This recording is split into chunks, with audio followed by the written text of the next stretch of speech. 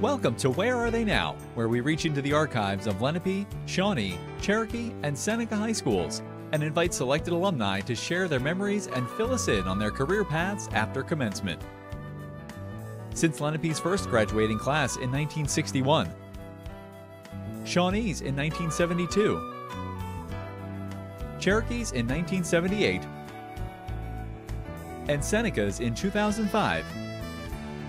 Over 77,000 individuals have received diplomas from these four schools. Join us now for another Lenape District alumni interview on Where Are They Now? Hello and welcome to Season 20 of Where Are They Now? I'm Mark Sonsini, a 1996 graduate of Cherokee High School, and today we'll be talking with a Lenape alumna from the class of 2000.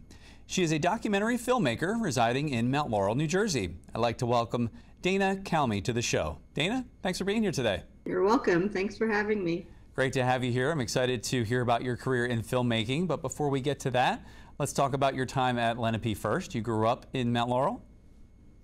I did grow up in Mount Laurel. I went to Countryside, then Harrington, then Lenape. Okay. And then any siblings here at Lenape with you or family members? Yes. So my sister Tina was a freshman when I was a senior. My cousin Brad was a junior when I was a senior, and my brother Scotty is 7 years younger than me. Let's talk about some of the teachers that had an impact on you at Lenape. One was Vicki Robertson that you had for AP Bio. Tell me about her. Yeah, my junior year I had AP Bio, and Mrs. Robertson, I just remember she was just supportive as a teacher and, you know, encouraging. And I guess not that I didn't think that I was smart, but she, you know, was just really encouraging to, you know, make you push yourself to learn more. That's good. And then your English teacher for AP English, Art Sharon, was one that you remember as well. Tell me about him. Yes. So he was a really funny guy. He would sing to me. I don't know if it was every day, but, you know, a lot of days when I came into class, he would sing a song about my last name, which it was something like to do with Kalmey, which I remember just being really, really funny. And you did a lot of reading in his class. Yeah, we did a lot of reading, and actually in his class we had to do a video, and so I had a home video camera, and I ended up doing all the editing, and it was maybe a group of 5 girls, so we ended up creating a video that I think was very, very funny at the time. That was always the goal with the videos in school. And you were kind of the go-to person for that a couple of times, right, when it came to video projects because you had the camera? Yeah. And basically, I would do the filming, and then also I would take the footage that we filmed, and I would go home and edit it. And this was, you know, the days of hooking it up to the VCR and pressing, you know, like stop and start to then copy or record it onto a VHS tape. So yes. Much different than editing today. A little bit, yes.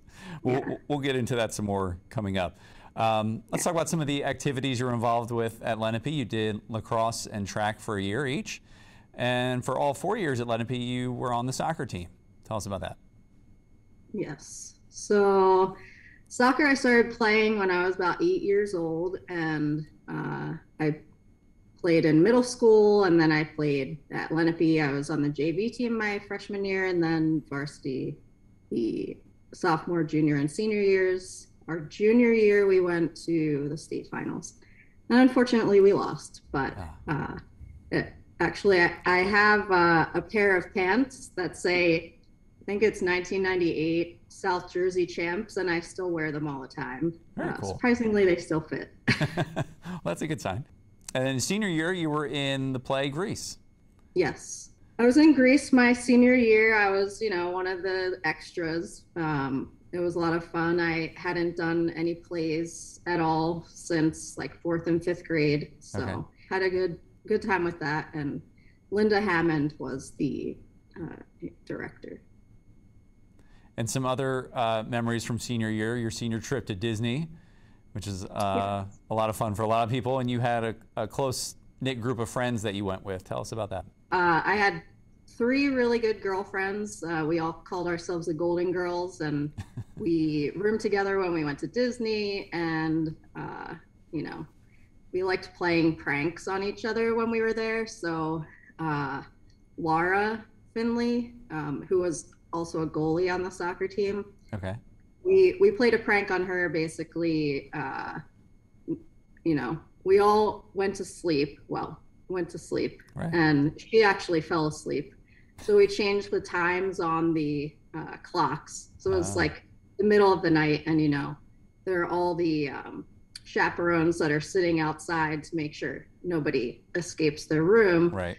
So, you know, we set the alarm. She wanted to get up and go running like early in the morning, but it was like 2 o'clock in the morning or something. Yeah. So the alarm goes off. We're acting like we're sleeping. She goes outside to go for her run and discovers, oh, it's not, you know, like 7 in the morning. And, you know, it's too late. It's a good memory. Did she think it was funny, or just the other three of you? Yeah. She thought it was funny. All right, now I have to ask, with the Golden Girls, which Golden Girl were you in this group? I mean, they would call me Blanche, but my my personality was not so much Blanche. I really don't know why they started calling me Blanche, but okay. Are you more of a Sophia or a Rose, maybe? Yeah, I mean, I don't know. We just called ourselves the Golden Girls because, you know, 4 girls and we're all good friends. And right. Actually, on the Disney trip, I have a picture somewhere of me kissing Betty White's like bust somewhere in like Disney World. At your time at Lenape, I think this was senior year as well, you did the Miss Lenape pageant. I did, yeah. What was that experience like? Miss Lenape pageant, that was entertaining. I mean, I did it just to, you know, be goofy, and I did not take it seriously at all. So again, Laura Finley and I, for the talent portion, we came up with a whole skit, and this was the days of like Hans and Franz on Saturday Night Live. So one of us was Hansina, one was Franzina, and then we did a whole like kickboxing routine. And then she went to the front of the stage and started singing Butterfly Kisses a cappella style. That was like her thing. Okay. And I went behind stage and I changed my outfit into a tutu. So then I came out and I was doing like, you know, ridiculous ballet, like a butterfly behind her. And yeah, so that was pretty funny. And people afterwards, you know, they were like, we didn't know whether we were supposed to laugh or not laugh because she was being all serious and you're like totally ridiculous behind her. Right. So. You mentioned doing Grease, which was directed by Linda Hammond, and she was also the chaperone on a trip to Italy that you went on the summer after senior year with a few other seniors and people from Lenape. Yes. So my grandfather passed away my senior year, and he left me, you know, with a few $1,000s. So I ended up taking that money and going on this senior trip after graduation to Italy. We went from Rome to like into Tuscany. We went to Venice. Like it was like a 2-week trip.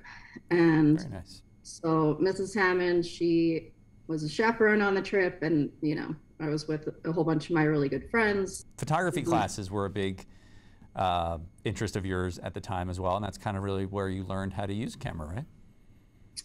Yeah, so I first learned about f-stops and all that good stuff in photography class in high school, and you know, going into the dark room, and I still have a lot of the photos that I took when I was back at Lenape. We used like the pinhole camera, and you know, really, I thought it was a lot of fun. I think I took 2 photography classes at Lenape, and then when I went to college, I took some more photography too. Okay. So speaking of college, after you graduate Lenape, you're off to Philadelphia University, and you're pursuing your degree in architecture. Is that something that you knew you wanted to go into? Had you ever considered, you know, photography or filmmaking at that time, or what was your decision making or your thought process behind that? So my senior year, I actually got a job right before the school year started, working at Blockbuster Video. Okay. But I just liked movies. I never thought of working in anything to do with film. And in high school, I had wanted to be either an architect. I also thought about being an obstetrician from my time actually in Mrs. Robertson's class. And I ended up going with architecture because, I liked the idea of, designing houses and all that kind of stuff. So I had been interested in Philadelphia University, and the soccer coach there, he actually had a soccer camp at Holy Cross. Okay. So I had gone to that camp over the summer before my senior year and met him, and he happened to be my coach at the camp. Mostly it was full like high school teams that would go to the camp, but I just went, by myself. So I got placed on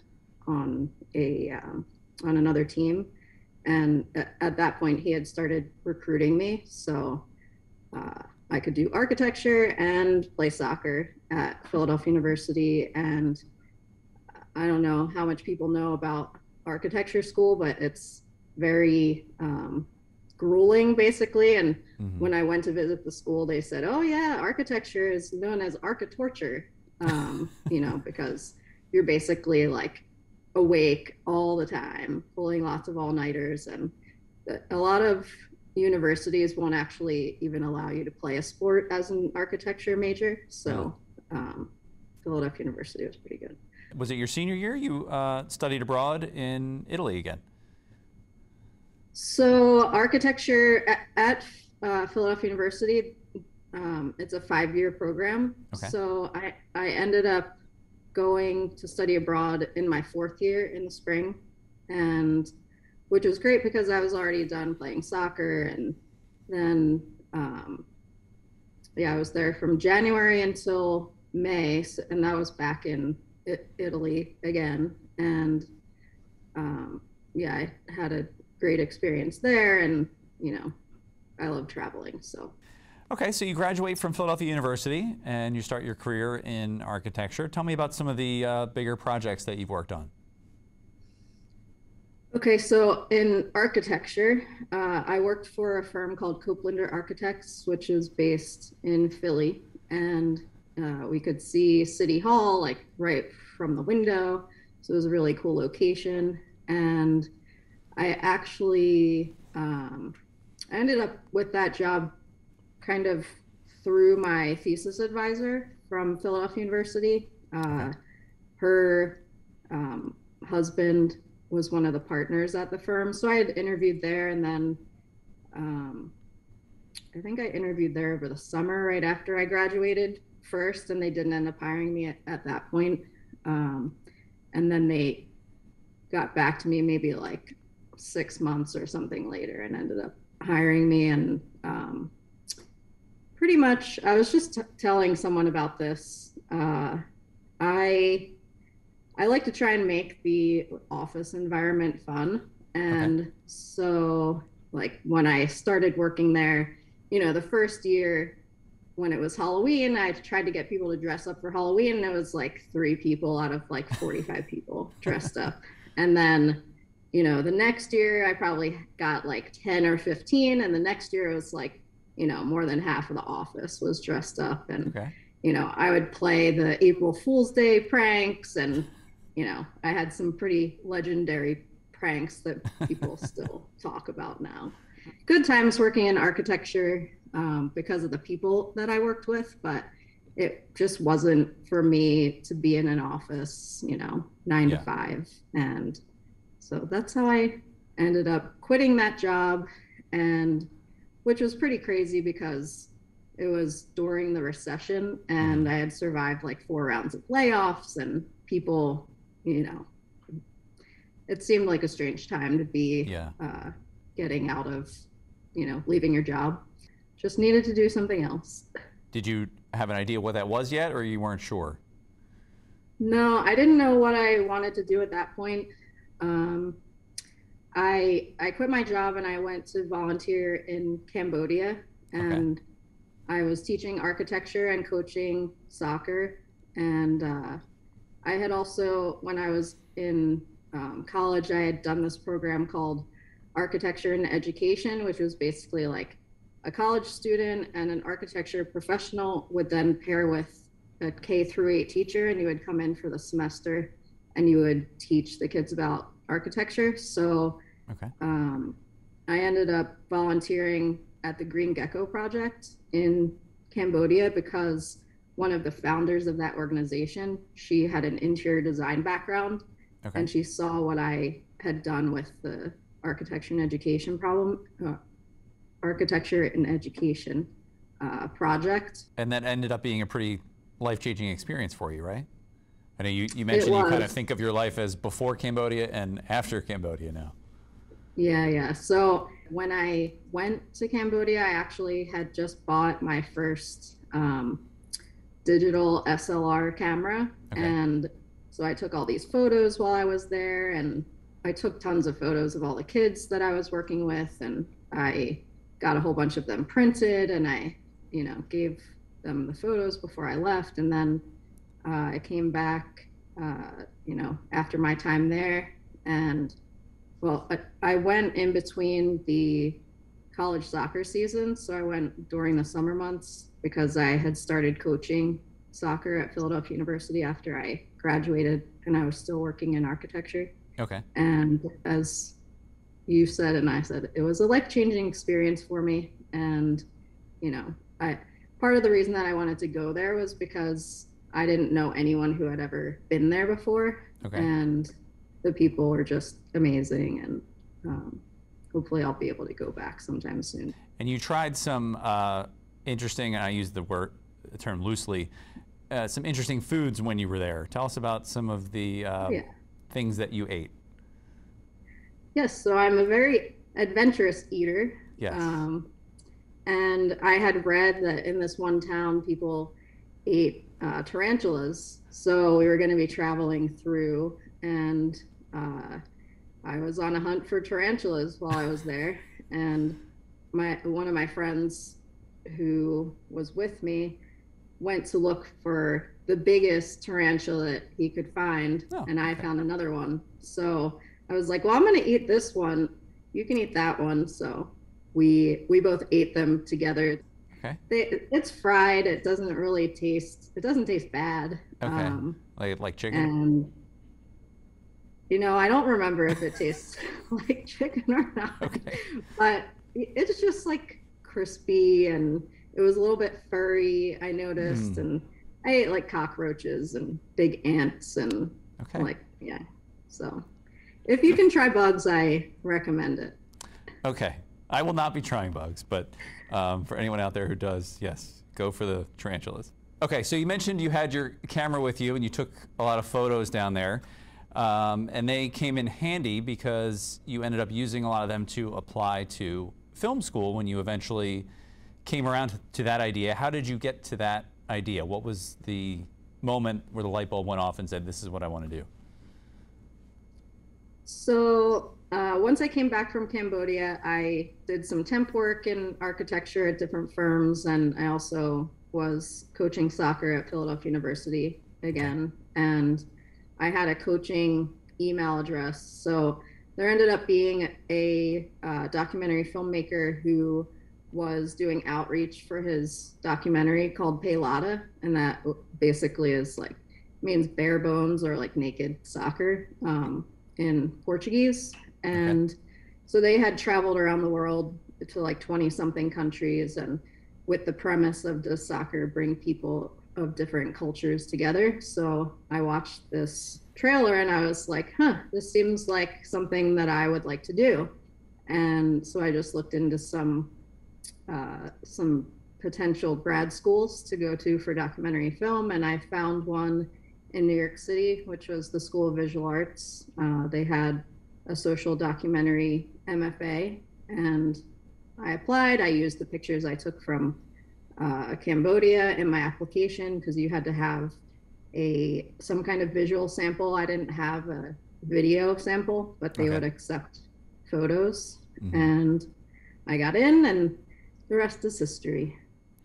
And while you're there, you're making some of your films during school, and a former Lenape student, also from the class of 2000, ends up being in a couple of your films. How did that happen?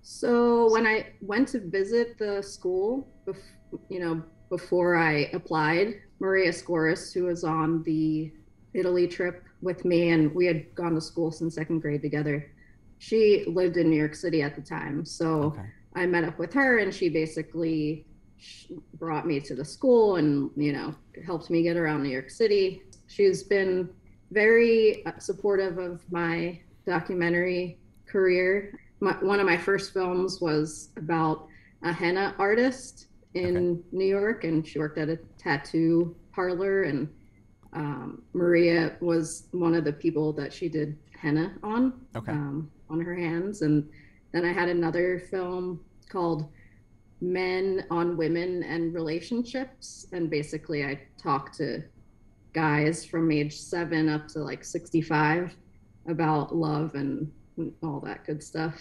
And so she's also in that film as well.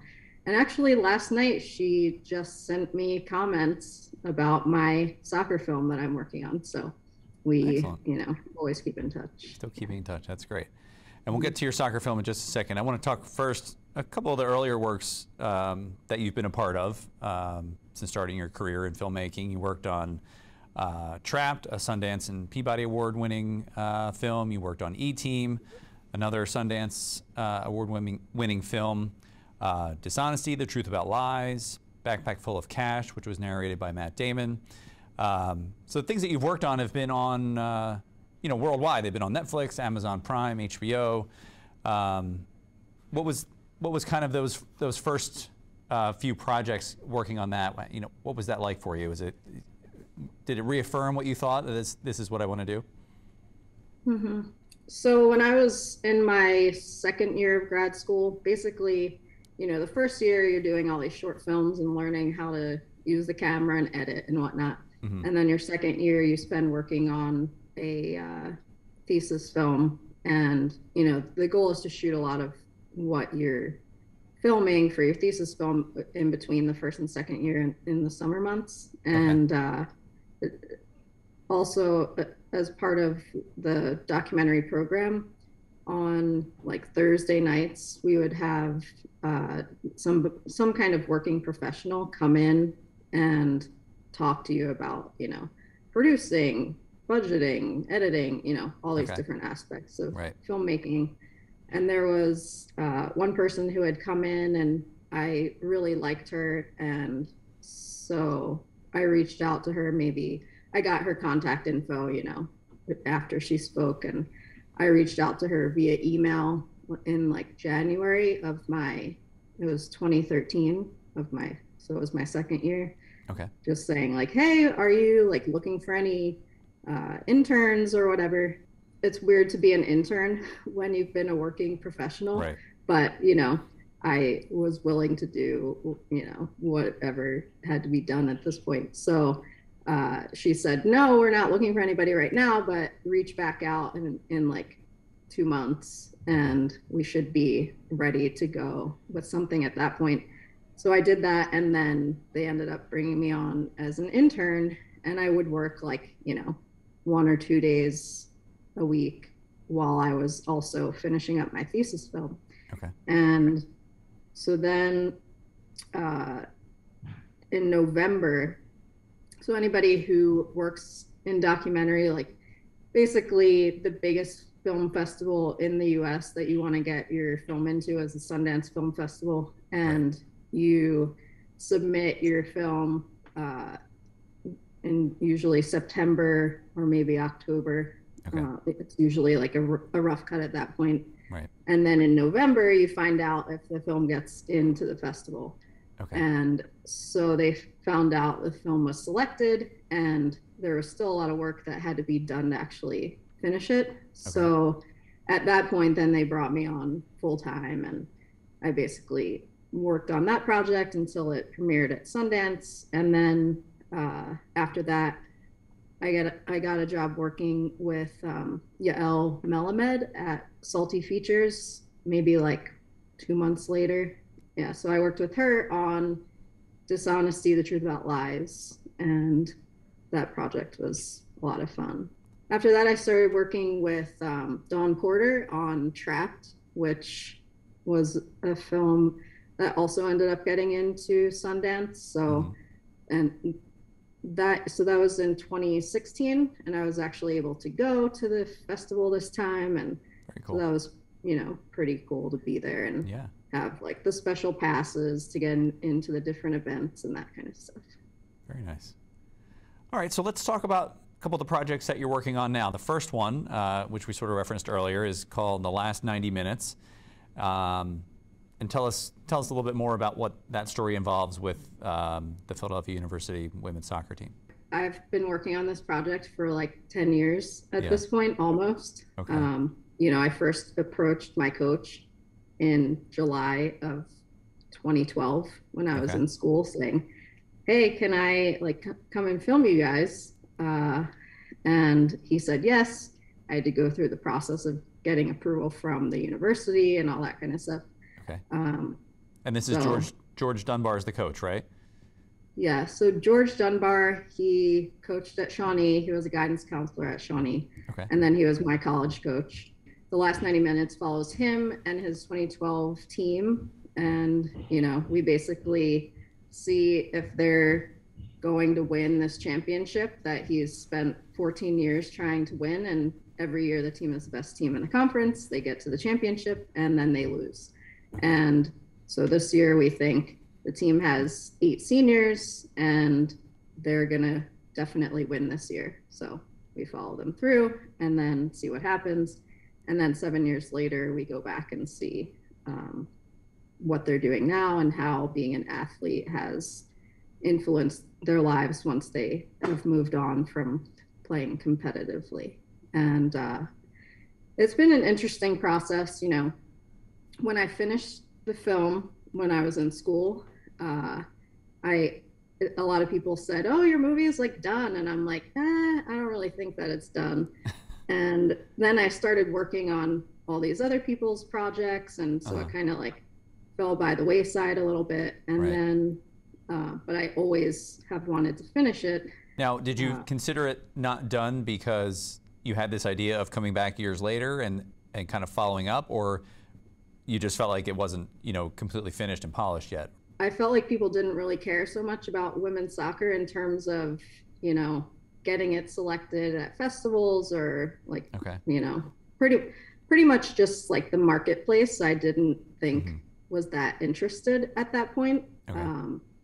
And then once the 2019 World Cup happened, I was like, oh, people are paying attention to women's soccer now. This would be a good time to finish the movie. So, I had submitted the trailer that I have and a little like one-pager kind of write-up about the film to Doc NYC, their Only in New York program, which is basically like they'll select films that they think will do well in the marketplace, that are works in progress, and then you can go and you can pitch the film to different potential partners. Okay. So it was selected for that, and if you don't know Doc NYC, it's the largest documentary film festival in the U.S. And it takes place in November in New York City.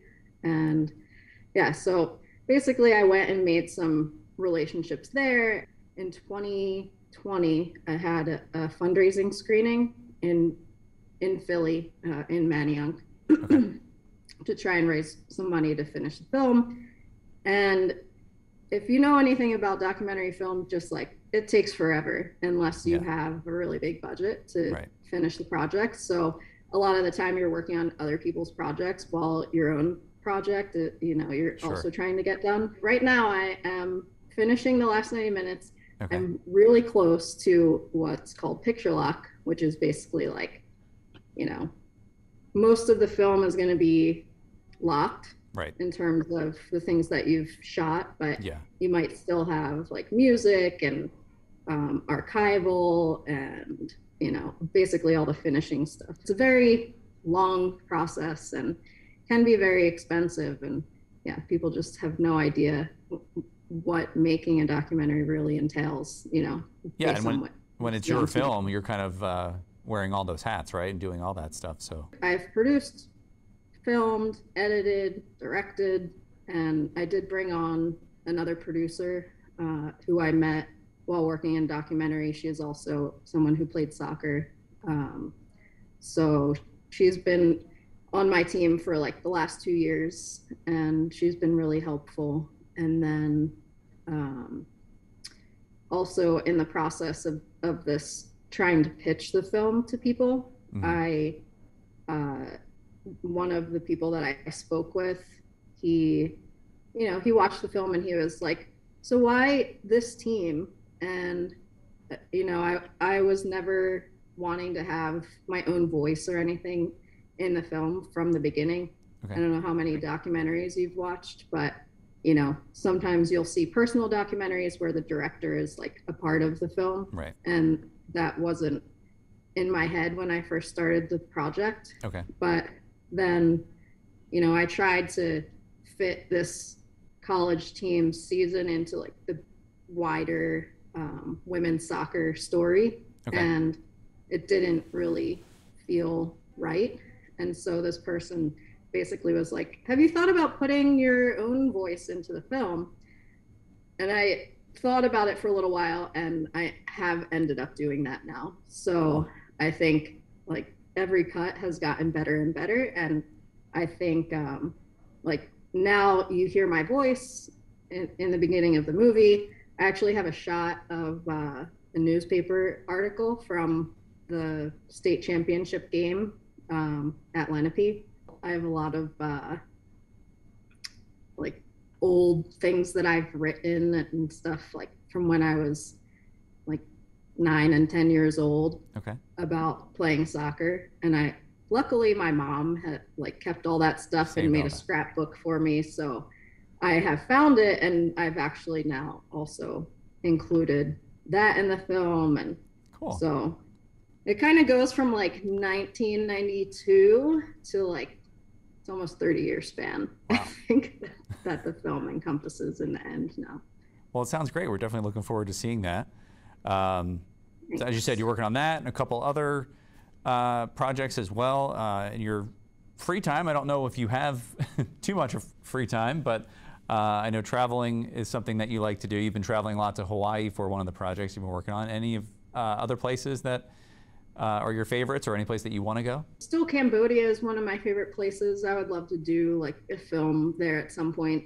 I've been to Hawaii a whole bunch of times now. My sister, she was in the Navy and she was stationed on Oahu, and I went to visit her and I brought my camera along and ended up coming across this this picture of these two tandem surfers on this huge wave.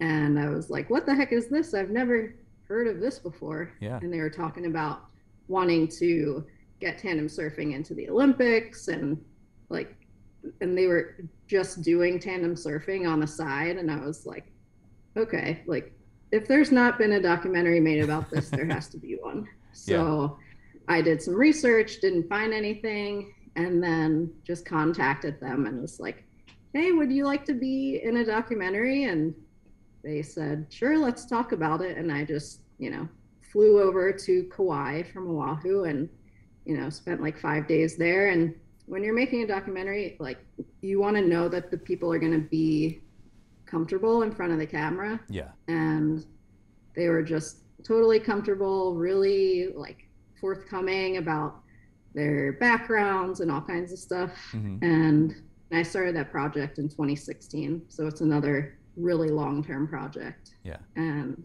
you get to see so much of their lives. And I think that story will be a really inspiring story in the end, and just have to get it funded. Yes. the remaining funds to do the post-production, and then, get it distributed. But hopefully everyone in the Lenape District will be watching that movie in the last 90 minutes at some point. Yeah, we're definitely looking forward to those. I know I saw some of the photos from, or images from Tandem, and yeah, I had no idea that was a thing either. So it looks very interesting. So we'll definitely be looking forward to that. You like spending time with your family and friends when you're still home in the area. You're a bit of a foodie, right? And you like to try new things there. And board games, you like Balderdash, and we were talking before the show, TKO on Jackbox was one of my favorite games. So you're a gamer as well. Yes, yes. I love board games. And like you said, I love a lot of different food. Usually on a menu, if there's something that on it that I have not tried before, like that's the thing that I'm going to get. Terrific. Well, Dana, it sounds like you're doing what you love to do right now, and we congratulate you on your success, and we look forward to seeing the work coming up and the films coming up in the future. And it was great having you here today. Thanks for joining us. You're very welcome. Thanks for having me. And yeah, stay tuned for the last 90 minutes and Tandem especially. And that's all for this episode of Where Are They Now? For other Lenape District alumnus interviews, check us out online at youtube.com/Lenape District TV. Thanks for joining us, and we'll see you next time.